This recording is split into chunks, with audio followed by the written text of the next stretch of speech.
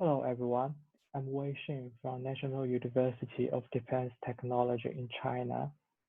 I'm going to present our work, Selective Anti-Alignment via Adaptive Features. This is a joint work with Shang Zhao and Jouyang Tang from National University of Defense Technology and Xue Mingning from the University of New South Wales.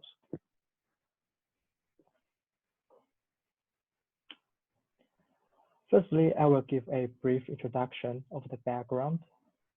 Anti-alignment identifies the entities that refer to the same real-world object but located in different knowledge graphs. This figure shows a partial English knowledge graph and a partial Spanish knowledge graph concerning the director Alfonso Cuarón. Given the seed entity pair, Mexico in the English knowledge graph and Mexico in the Spanish knowledge graph, anti-alignment aims to find the correct target entity for each source entity in the test set. For example, returning Roma Ciudad as the corresponding target entity for the source entity Roma City in the English knowledge graph. Anti-alignment can be deemed as a special but non-trivial case of entity resolution, which identifies data records referring to the same real-world objects from different data sources. However, anti-resolution assumes the inputs are relational data, and each data object usually has a large amount of textual information described in multiple attributes. Therefore, a large number of similarity or distance functions are used to capture the similarity between two objects. In contrast, anti-alignment centers on graph structure data and descriptive information about entities can be imbalanced.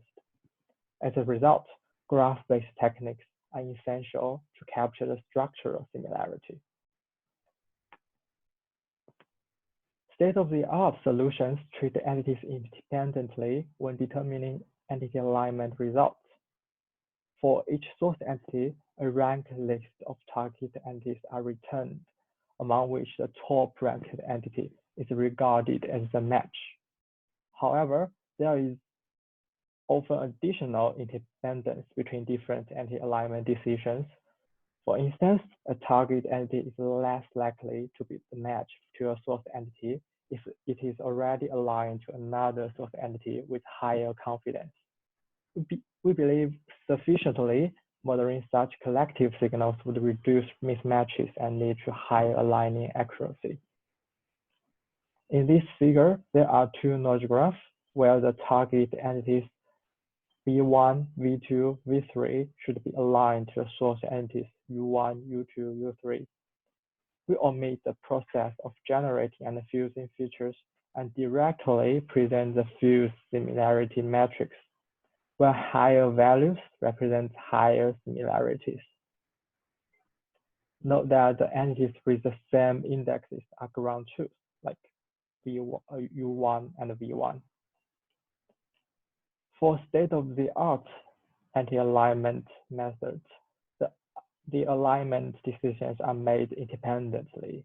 Concretely, regarding the source entity U1, since the target entity V1 has a high similarity score, U1 V1 is considered to be a match. Similarly, U2 V1 and U3 V2 are also assumed to be equivalent by independent anti-alignment resolutions. Compared with the ground truth, the latter two are incorrect. Nevertheless, these mismatches can be avoided by using a simple collective aligning constraint. For instance, different source entities cannot match the same target entity, and the source entity with higher similarity score can keep the match. In this case, U2 will break the match with V1 and choose V2, which forces U3 to align V3. The resulting correspondence U1 V1, U2 V2, U3 V3 are all correct. Let's take a look at the framework modules of our proposal. The feature generation generates representative features for entity alignment, including the structural embeddings generated by GCN, the thematic embeddings represented as average word embeddings, and the string similarity matrix calculated using dimension distance. Then these features are fused with equal weight and generate the fused matrix. Finally, the collective entity alignment generates alignment results by taking into account the interdependence between decisions for different entities. Concretely, we first formulate entity alignment as a stable matching problem with preference lists constructed using the fused similarity matrix, and then apply the classic deferred acceptance algorithm to collectively produce the matrix. It is proof that for any two sets of members with the same size, each of whom provides a ranking of the members in the opposing set, there exists a bijection of the two sets such that no pair of two members from the opposite side would prefer to be matched to each other rather than their assigned partners. This set of pairing is also called a stable matching. This example illustrates how the stable matching problem can be applied on the entity alignment task. Suppose there are three source entities, U1, U2, U3, and three target entities, V1, V2, V3.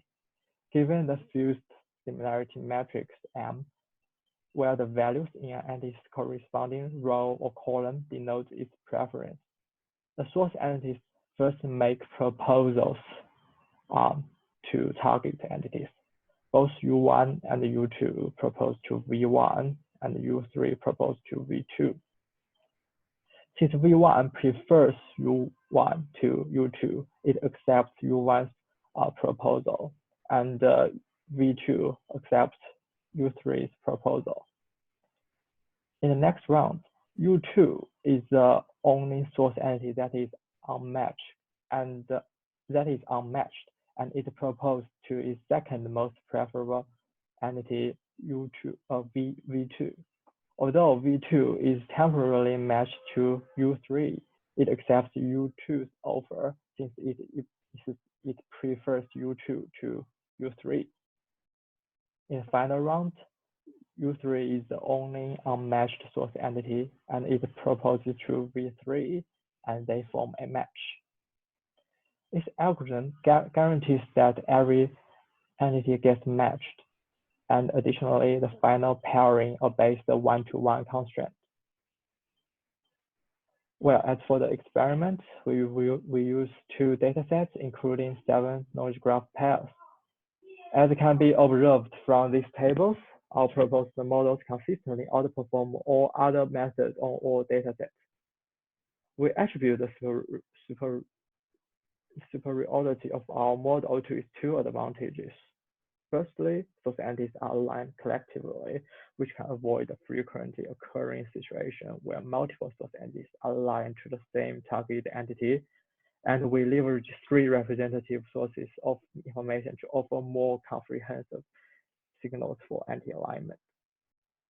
We then conduct ablation study to gain insight into the components of our proposal. It shows that all components contribute to the final result. Finally, these are the takeaway messages. We mainly propose a collective algorithm to incorporate multiple adaptive features and generate better results for entity alignment. Thank you very much.